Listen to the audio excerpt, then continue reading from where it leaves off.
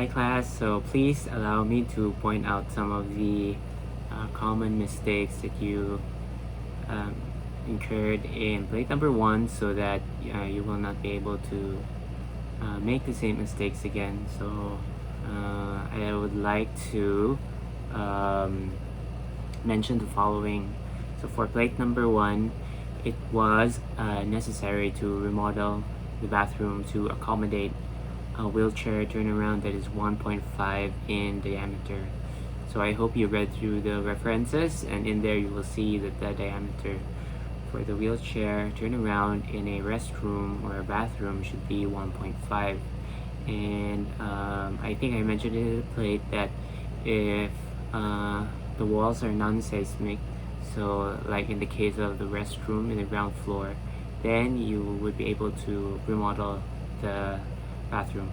And then number 2 is the furniture legends and dimensions should be present. So I've noticed some of you did not put the dimensions for and the legends of the furniture. So that is always necessary in a interior design plan. And as much as possible, use a sliding door for an accessible bathroom. Okay, so that is self-explanatory.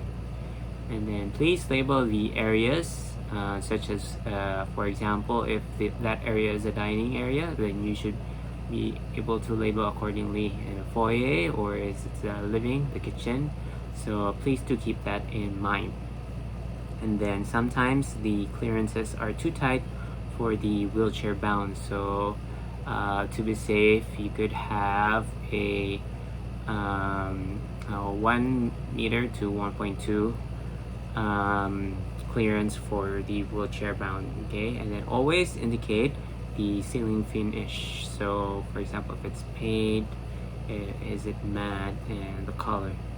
And then bedrooms should be adjacent or easily accessible from the bathroom. So I have noticed some of you, the bedroom was located very far away from the bathroom. So that's in the case of the ground floor. So always keep in mind that the bathroom, as much as possible, should be accessible to the bedroom. And then please provide lighting specs.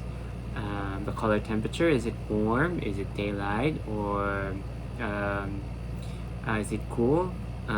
So please indicate the number of lumens for each bulb or lighting fixture. And then please provide pertinent dimensions from between the lights and walls as measurement points of reference. So what do I mean by this? It means that for every lighting fixture in the RCP, you should be able to provide the distance between 2 lighting fixtures and from between the wall. So from it will create a reference point for the contractor. So again, please provide dimensions for the RCP. Okay, lighting. And then the kitchen isometric drawing is not done. So for some of you, please read the instructions carefully. I required an isometric drawing for the kitchen. And for some, even though there was an isometric drawing, they forgot to put the label, forgot to put the dimensions. These are very important details, the specifications and the finishes. So please, please, please do not forget when doing a detail to add dimensions and specifications. Okay, and then consider a kitchen counter backsplash whenever you're doing a kitchen, so that walls will not easily be damaged by moisture and mildew. Okay, so please always consider putting a backsplash against the against the kitchen countertop.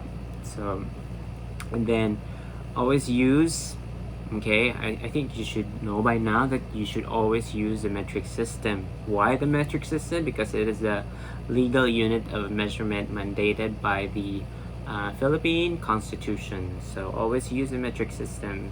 Okay, and be consistent when you're using meters. You use meters all throughout. When you're using millimeters, so you use millimeters all throughout. Okay, and then review the standards for accessible kitchen. For some of you, I think some of you failed to read through the notes that were provided.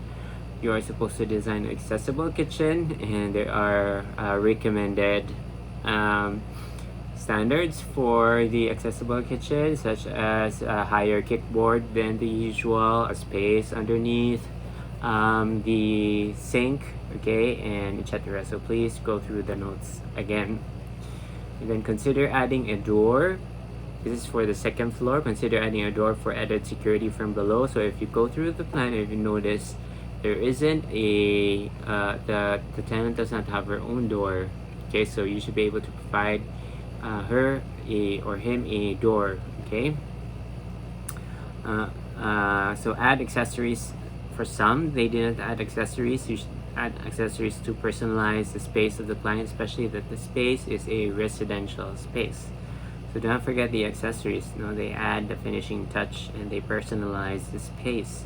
And then always provide in-text citations and references in your design write-up. So a design narrative would not be complete without in-text citations and references. So when you say in-text citations, these are the citations within the narrative. So for example, the surname of the author and then the year with close and open open parentheses, and then at the very end I should be able to see the references. Okay, and then I guess yes, those are the common mistakes that I've seen in your plate number 1. So hopefully you will not commit the same mistakes again for plate number 2. Okay, so I will be uploading plate number 2 very soon. Okay, so goodbye.